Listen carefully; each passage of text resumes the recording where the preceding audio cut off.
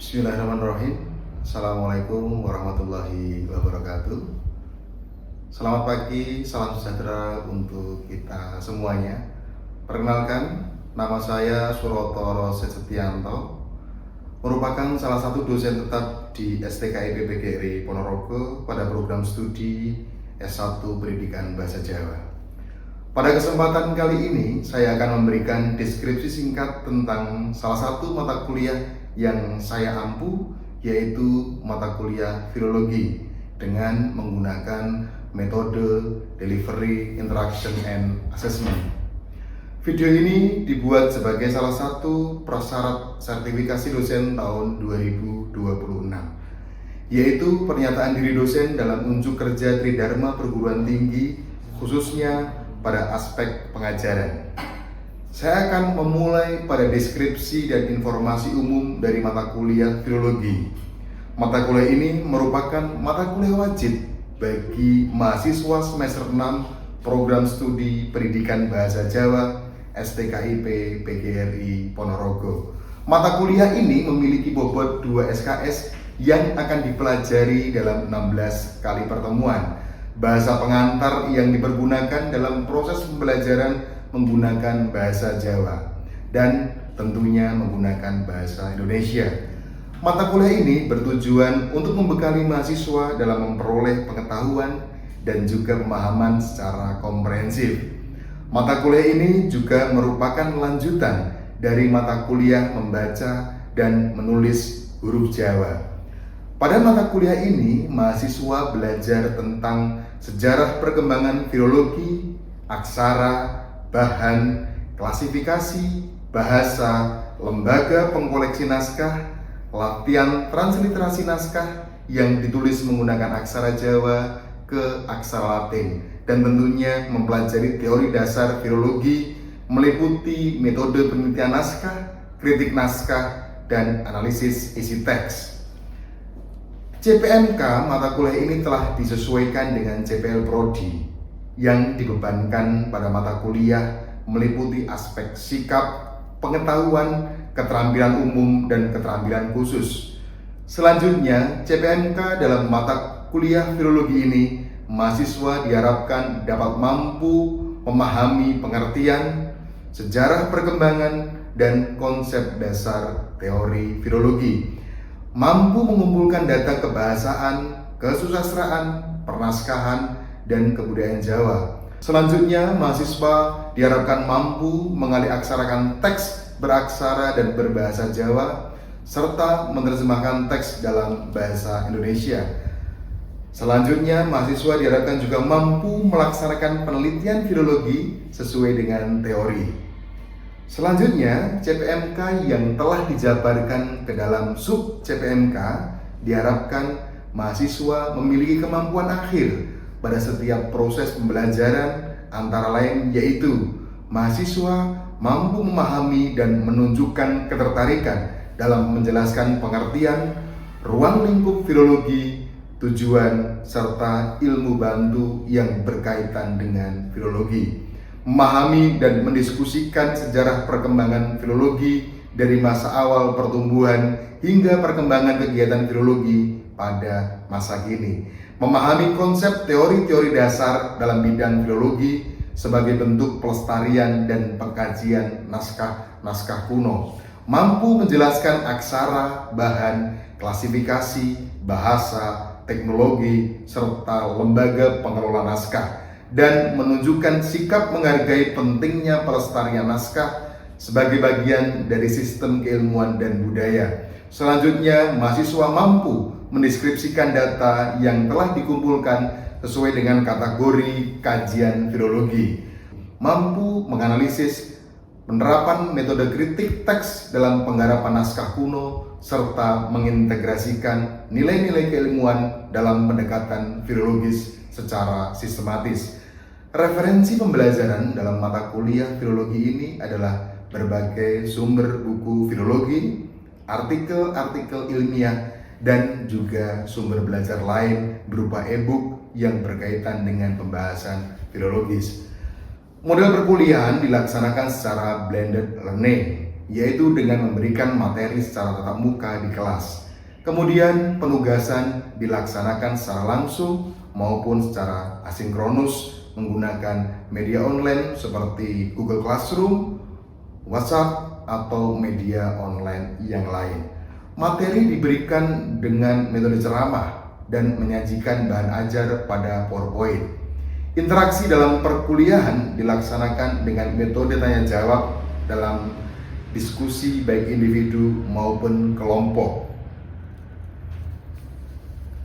Untuk metode pembelajaran menggunakan metode yang tentunya disesuaikan dengan setiap materi pada setiap pertemuan, seperti penggunaan metode konstruktivistik, behavioristik, saintifik, dan lain sebagainya.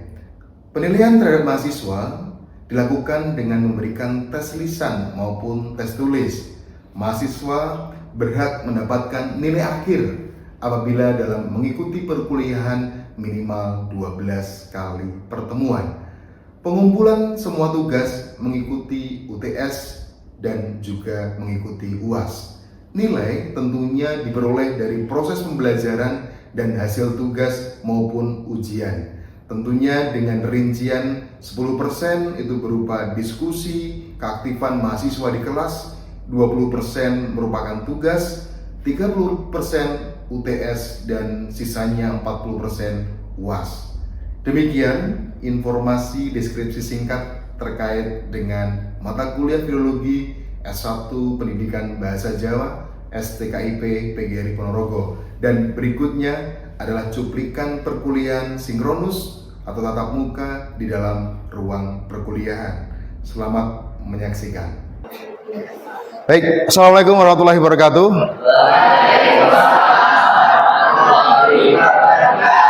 Baik, bertemu lagi pada pertemuan yang ke-7, tentunya pada mata kuliah yang pasti kalian tunggu-tunggu, mata kuliah filologi ya.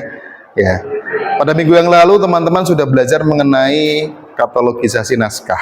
Nah, sebagai bentuk presensi dari teman-teman atas kehadiran saudara semuanya, kita mulai pretest dulu ya.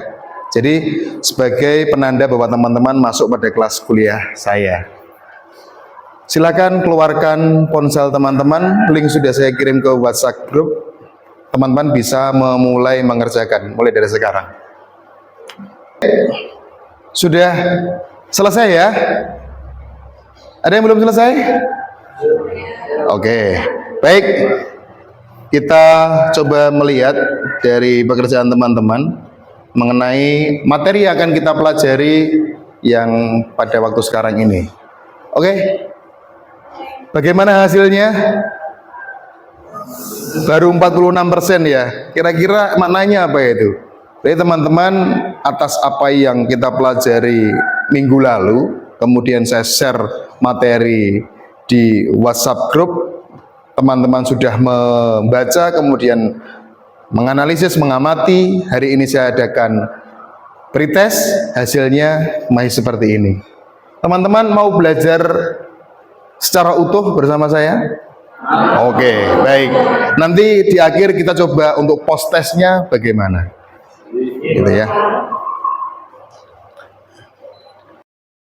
Apa itu deskripsi naskah? Ada yang tahu? Kita kemarin sudah belajar mengenai struktur naskah. Apa itu naskah dalam filologi ya? Kalau deskripsi itu kira-kira seperti apa? Oh, kita mau mendeskripsikan diri sendiri, itu sampai ujung kepala sampai ujung kaki kita deskripsikan semuanya kan? Ya. Begitu juga dengan naskah. Naskah atau manuskrip yang disimpan di pengkoleksi atau di museum atau di perorangan, koleksi pribadi, itu nanti kita juga akan deskripsikan. Supaya apa? Kita bisa mendapatkan informasi secara utuh tentang naskah tersebut. Di mana letaknya, judulnya apa, jumlah halamannya berapa. Nanti kita akan belajar seperti itu. Sudah siap? Ya. Baik. Nah, tujuan dari mendeskripsikan naskah yaitu apa? Apa Mbak? Mendeskripsikan data naskah sesuai dengan kategori kajian filologis. Dari apa saja coba kita cek. Nah, kita minggu lalu sudah belajar mengenai ini, ya. Mas Suryo masih ingat materi minggu lalu bahwa banyak katalog yang sudah kita baca, ya. Yang pertama ada apa, Mbak Lala? Nah, ada Javanese Literature in Surakarta Manuscript. Mas Suryo yang kedua, katalog apa? Nah, katalog naskah-naskah manuskrip di Sono Budoyo. Yang terakhir di mana, Mbak Reni? Katalog naskah-naskah perpustakaan Pura Pakualaman. Nah, Pura Pakualaman. Jadi kita sudah tahu, oh bentuknya katalog seperti itu, cara membacanya seperti apa. Nah, tapi pada mata kuliah deskripsi naskah dalam mata kuliah filologi, kita akan mencoba untuk memperincikan kira-kira deskripsi naskah itu seperti apa. Itu ya. Yang pertama, ya, mengenai fungsi dari deskripsi naskah itu untuk menggambarkan secara rinci kondisi fisik dan isi suatu naskah. Nah, ini membantu peneliti maupun pembaca dalam memahami karakteristik apa itu naskah yang akan diteliti. Nah, yang selanjutnya, nah ini Pak, kita akan memulai dari apa itu? Judul naskah. Kira-kira kalau buku itu pasti ada judulnya tidak? Nah, begitu juga dengan naskah yang ditulis ribuan tahun yang lalu atau ratusan tahun yang lalu. Ada kode inventaris. Ya. Kalau di katalog Sono Budoyo kemarin Mas Suryo dan teman-teman, saya sudah menampilkan ada SB 101, artinya katalog Sono Budoyo dengan nomor panggil 101. Nah, tempat penyimpanan naskah. Kalau tadi teman-teman sudah belajar mengenai katalogisasi naskah, katalog naskah Sono Budoyo, Keraton Surakarta, kemudian Pura Pakualam. Nah, ini diperjelas karena ini koleksi pribadi. Yang ketiga, kondisi naskah, ya. Kondisi naskahnya kira-kira bagus tidak ini? Bisa dibaca? Bisa ya. Jadi kondisi naskah kita akan berikan pemahaman bahwa kondisi naskah ini baik, halamannya utuh, keseluruhan teksnya terbaca. Selanjutnya adalah bahan naskah. Kira-kira bahan naskah kemarin saya sudah menyinggung ada berapa? Yang pertama ada apa? Kulit kayu. Yang kedua lontar. Terus beluang. Nah, Pak, itu ada ukuran naskah ternyata. Bagaimana cara ngukurnya? Apakah kemudian diukur seperti ini atau bagaimana ya? Ya, ukuran naskah seperti yang sudah ada ditampilkan di PowerPoint, panjangnya berapa, lebarnya berapa, itu sebagai ukuran naskah, berapa senti gitu ya. Yang selanjutnya adalah jumlah halaman. Jumlah halaman pada naskah SW adalah 251 halaman, tebal ya. Yang kedelapan yaitu jumlah baris. Pak, kenapa kok jumlah baris itu harus dihitung gitu ya? Karena jumlah baris itu akan memberikan pemahaman kepada seorang peneliti tentang teks yang akan kita baca. Nomor 9 adalah warna tinta.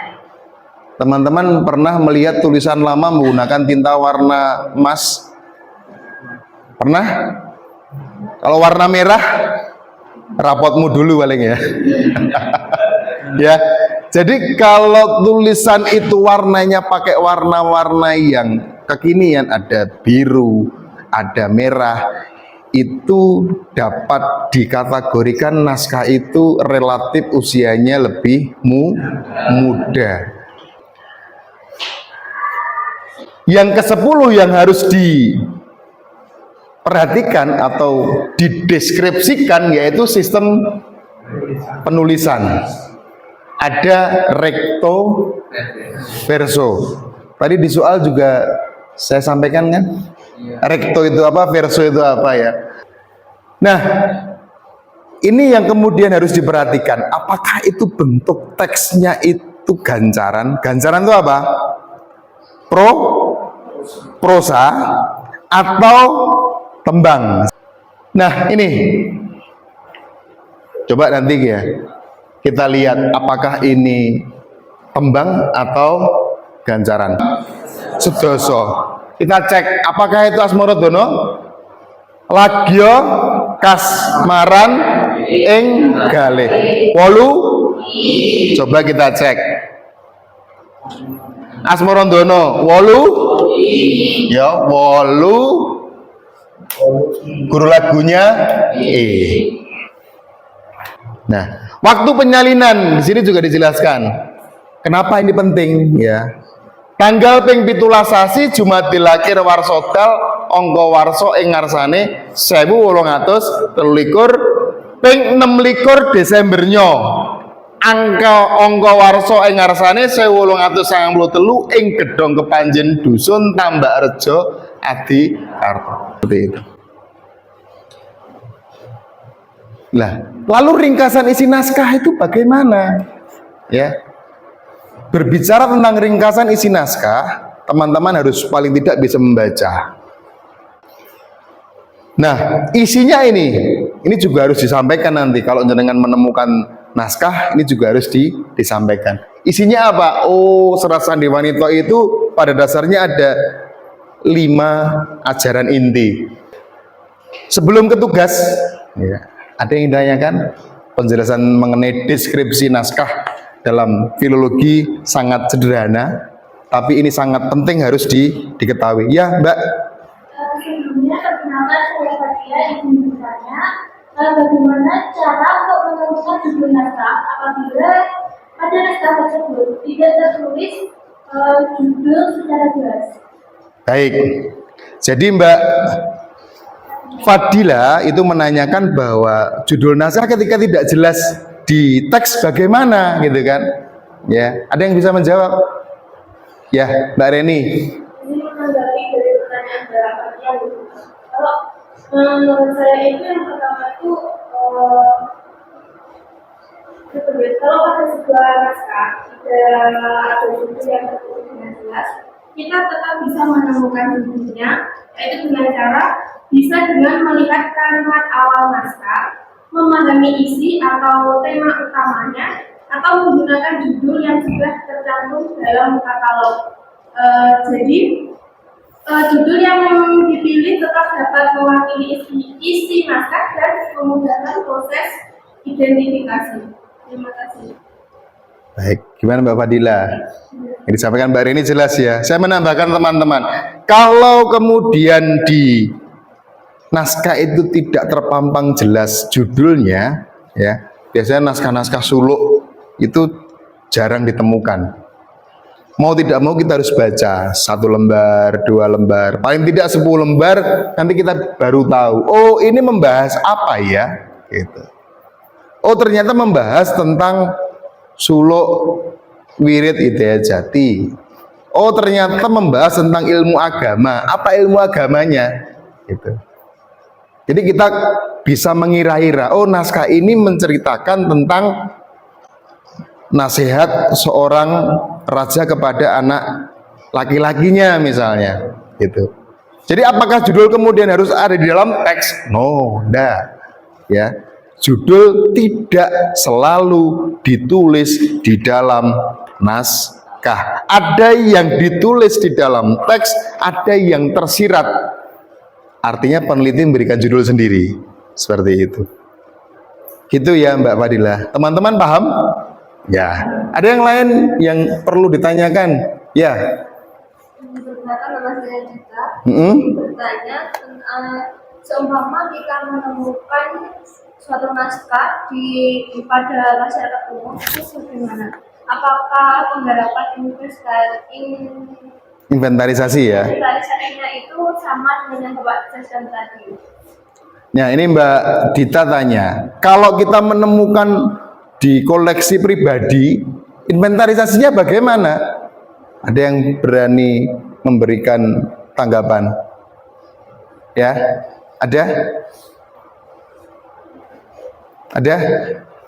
Kalau ternyata ini kita menemukan naskah tidak di mana museum, tapi di perorangan, bagaimana cara inventarisasinya? Tidak ada ya? Ada yang berani jawab? Ya. Jadi kalau kita menemukan naskah itu di koleksi perorangan ya tadi, kita harus mendeskripsikan kurang lebih sama seperti apa yang kita pahami tadi. Dari mulai judul, apalagi jumlah halamannya, kemudian bentuknya apa, disimpan di mana. Nah, disimpannya ini yang berbeda. Oh, ternyata disimpan di Mbah Wiro Dikromo, ditulis disimpan di rumah Mbah Wiro Dikromo, alamatnya Jalan Ukel nomor 39 Babatan Ponorogo. Artinya nanti informasi kita itu akan memberikan pintu gerbang kepada peneliti untuk melanjutkan penelitian terhadap naskah tersebut. Itu, Mbak Dita.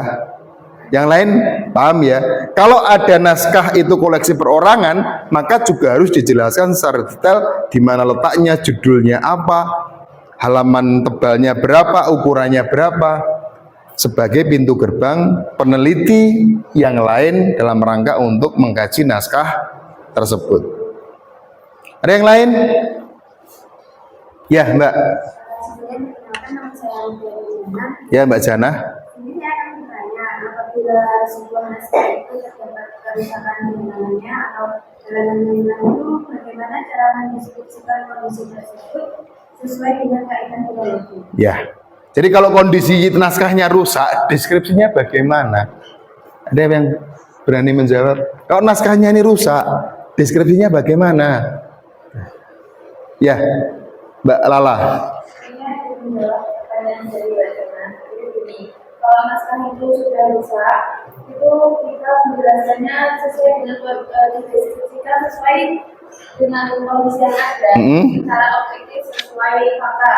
Misalnya menyebutkan halaman yang hitam, bagian yang sobek, atau mungkin yang tintanya mulai memudar atau bentukan lainnya, tanpa harus menambah atau mengurangi dari isi naskah tersebut. Oke. Ya, Mbak Jana.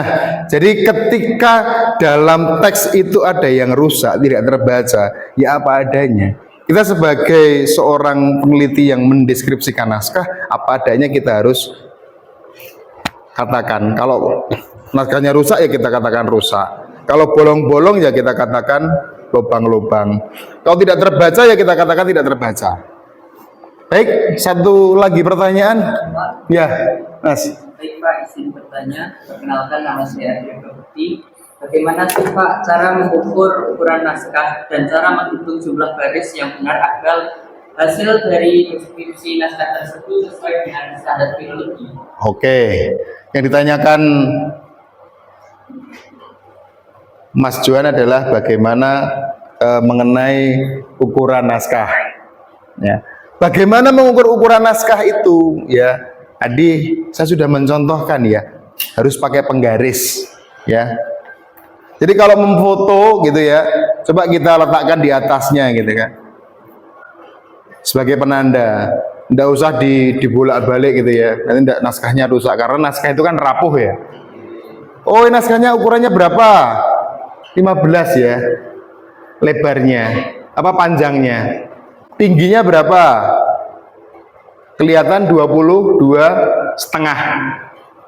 Jadi itu sebagai langkah awal mengukur naskah. Walaupun nanti kemudian tadi pertanyaannya, Pak, bagaimana kita bisa mengukur teksnya? Kalau teks cukup jumlah per halaman per barisnya itu ada berapa baris setiap halamannya? Oh ternyata ada 18 baris setiap halaman, ketika diukur panjangnya sekian, 18 baris, oh berarti keketatan setiap hurufnya adalah sepersekian senti gitu. Jadi kita dapat melihat bahwa satu lembar naskah, misalnya judulnya adalah Bapat Ponorogo misalnya, oh kira-kira satu baris itu hurufnya kisaran 20 sampai 25. Kalau 20 sampai 25 katanya kira-kira nanti berapa gitu. Bisa seperti itu. Baik, apakah semua sudah dapat dipahami? Bisa, ya. Baik, sebagai penutup, ya, sebelum nanti tugas akan saya berikan, kita post test dulu, ya. Setelah tadi beri tes, setelah mendapatkan materi dari saya mengenai filologi, apakah kemudian teman-teman paham dengan materinya? Coba silakan scan barcode dan mulai mengerjakan. Sudah ya? Saya mau cek mengenai hasil dari mata kuliah hari ini. Wow, tepuk tangan untuk kita semua. Ya. Jadi dari apa yang sudah kita pahami, penjenengan belum tahu apa itu tentang naskah, deskripsi naskah, walaupun saya sudah nge-share di mana tadi? Di WhatsApp grup, teman-teman sudah bisa membaca, tapi pada kenyataannya belum bisa memahami secara utuh. Dan setelah kita lakukan demo perkuliahan, teman-teman mengejutkan dengan hasil yang seperti ini. Baik, ketika teman-teman sudah bisa memahami tentang deskripsi naskah, mohon dicatat. Ini nanti ada tugas yang harus kalian kerjakan, yaitu tugasnya adalah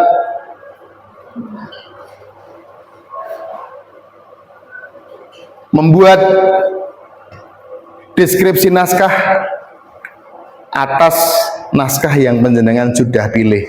Jadi setelah memahami deskripsi naskah tadi, silakan datang ke tempat penyimpanan naskah dan saudara buat deskripsi pada naskah yang dipilih dengan ketentuan sebagai berikut: judul, kode inventaris, tempat penyimpanan, kode naskah, bahan naskah, ukuran naskah, sampai dengan ringkasan teks naskah. Untuk juklak rancangan tugas akan saya kirim di WhatsApp grup. Minggu depan kita mulai bahas, dan saya yakin karena teman-teman sudah memahami dari perkuliahan hari ini, saya meyakini teman-teman dapat mengerjakan dengan baik. Saya akhiri pertemuan perkuliahan hari ini. Semoga teman-teman selalu sehat selalu. Minggu depan dapat bertemu lagi. Terima kasih. Wassalamualaikum warahmatullahi wabarakatuh.